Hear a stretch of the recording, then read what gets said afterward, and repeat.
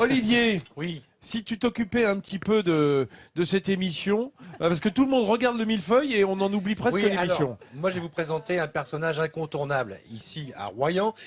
Norbert Fradin est un promoteur, mais il est surtout passionné d'histoire, de culture et de patrimoine. Et il est en train de construire son propre musée de l'autre côté de l'estuaire, à Bordeaux, dédié à la mer et à la marine. Regardez. Norbert Fradin est un promoteur, un homme né en Charente-Maritime, à Royan. Son père était maçon, sa mère enseignante.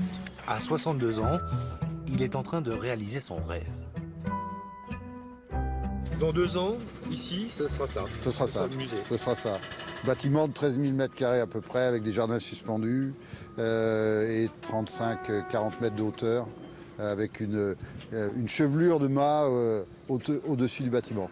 C'est l'équivalent en surface de ce qu'est la Cité du Vin. L'homme d'affaires est féru de culture, d'histoire. L'allure lunaire est détachée, mais très au fait de ses investissements. Voilà son dernier d'ailleurs, un bateau mythique. Ce voilier, le vendredi 13, est un véritable monstre. C'est, entendez bien, le plus grand voilier qu'on ait jamais construit pour un homme seul. Vendredi 13, un bateau de légende qui pourrissait sur les quais de Bordeaux. Aujourd'hui, l'épave se refait une peau neuve. Ce bateau est véritablement un emblème absolu pour un tas de marins, un tas de skippers. Donc je crois que c'est une vraie émotion d'arriver à faire revivre, renaître et revivre ce bateau qui le mérite amplement. Dans quelques mois, vendredi 13 sera remis à l'eau, le chef de file d'une flottille historique, stockée à terre pour l'instant. Sympa, hein? Des voiliers de légende comme l'ex-défi français, des bateaux à moteur, à vapeur, presque tout ce qui navigue en fait, récupérés un peu partout et bientôt amarrés à leur propre musée. Les bateaux sont un peu les délaissés, mais il y a vraiment aujourd'hui une vague de fond qui est en train de se produire, de manière à ce que notre patrimoine maritime soit à nouveau préservé, restauré. Je crois beaucoup à cet effet d'exemplarité que doit montrer justement un lieu culturel dédié à la mer et à la marine. Le passé maritime s'impose à nous. L'histoire récente de l'Hermione en est la parfaite illustration. L'homme d'affaires lui l'a compris, son musée ouvrira en 2018. Norbert, merci de nous avoir rejoints en direct. Bienvenue dans sur le l'émission. plateau. Merci. Bienvenue. Le musée, il en est où? Ça avance? Il avance, il se construit, il en est au premier étage.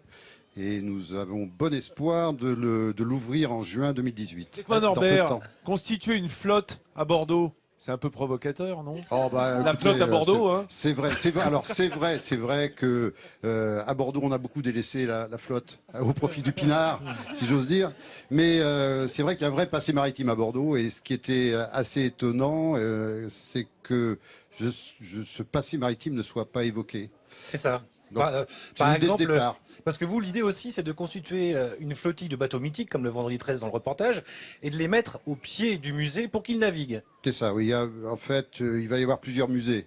Musée de la mer, qui va parler d'océanographie, du milieu naturel. Là, on peut se retrouver quelquefois avec différentes personnes qui sont là autour de la table. Oui, parce que je connais bien Norbert pour l'avoir croisé une première fois à l'époque où je faisais les émissions de Brocante. Et quand on parle de la passion de Norbert pour la mer, ça va très très loin parce que vous m'aviez emmené dans un endroit qui est absolument gigantesque, dans lequel il y a une pléthore de maquettes de bateaux.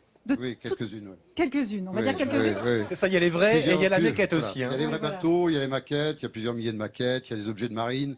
C'est un petit peu ce qui a été l'effet de démarrage un peu de cette idée de faire un lieu destiné à la mer et à la marine sur Bordeaux.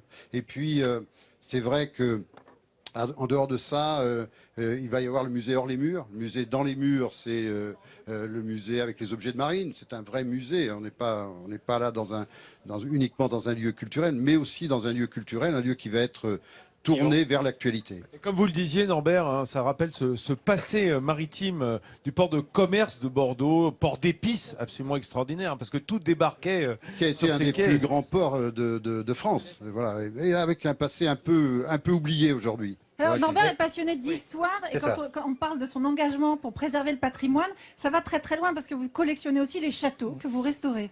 Oui, collection, c'est un bien grand mot. Enfin, Quelques-uns en Charente, il y en a en Gironde, quand même. Oui. Je dis souvent que j'accompagne des lieux orphelins.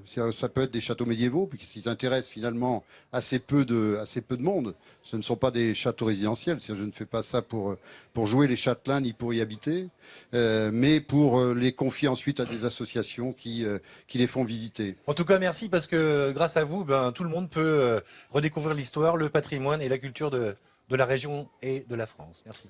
Merci beaucoup, Norbert. Vous serez invité à goûter cette recette tout à l'heure, également à rester avec nous jusqu'à la fin de l'émission. Et dans la Gironde, il n'y a pas que des bateaux, il y a aussi des esturgeons, paraît-il. Hein